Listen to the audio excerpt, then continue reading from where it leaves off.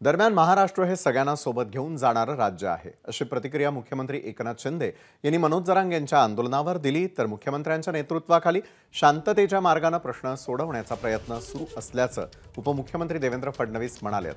माझा मराठा आरक्षणाला पाठिंबा असून मुख्यमंत्र्यांनी शिष्टमंडळ पाठवलेलं आहे, अशी प्रतिक्रिया उपमुख्यमंत्री अजित पवार यांनी दिली। त्यांच्या बाबतीत त्यांना सगळ्यांना शुभेच्छा, सर्व जनतेला शुभेच्छा। त्यामुळे हे राज्य महाराष्ट्र राज्य हे पुरोगामी राज्य आहे, सर्वांना सोबत घेऊन जाणारं राज्य आहे। या राज्यामध्ये शांतता सुव्यवस्था राखली जाते, एक सलोख्याचं वातावरण आपल्या राज्यामध्ये आहे, ही आपली परंपरा आहे। आणि त्यामुळे मी सगळ्यांनाच खूप खूप शुभेच्छा देतो आणि सगळ्यांचं प्रजासत्ताक दिनानिमित्त मनापासून अभिनंदन करतो। धन्यवाद। पहिल्यांदा तर माननीय उच्च न्यायालयाने आम्हाला काही निर्देश दिलेले आहेत। कोणालाही आंदोलन करण्याचे पूर्ण अधिकार आहेत, पण ते शांततेने झालं पाहिजे, ते नियमाने झालं पाहिजे, अशा प्रकारे माननीय उच्च न्यायालयाने सांगितलं आहे। त्याचं आम्ही तंतोतंत पालन करू।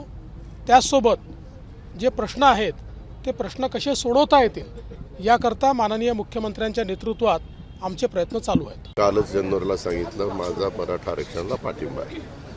दुसरी गोष्ट मी माहिती सकाळी घेतली, त्याच्यामध्ये सीएम साहेबांनी भांगे म्हणून सेक्रेटरी आहेत आणि शिष्टमंडळ भांगे आणि काही लोक नव्या मुंबईमध्ये आहेत, ते त्यांच्याशी चर्चा करतायत। मुख्यमंत्र्यांचा चर्चेतनं मार्ग काढायचा प्रयत्न चालू आहे। या सगळ्या प्रक्रियेमध्ये अधिकाऱ्यांच्यामध्ये भांगे हे होते, वेगवेगळे विधी व न्याय खात्याचे पण काही लोक होते, पण भांगे यांच्याकडं सामाजिक न्याय विभागाची जबाबदारी आहे।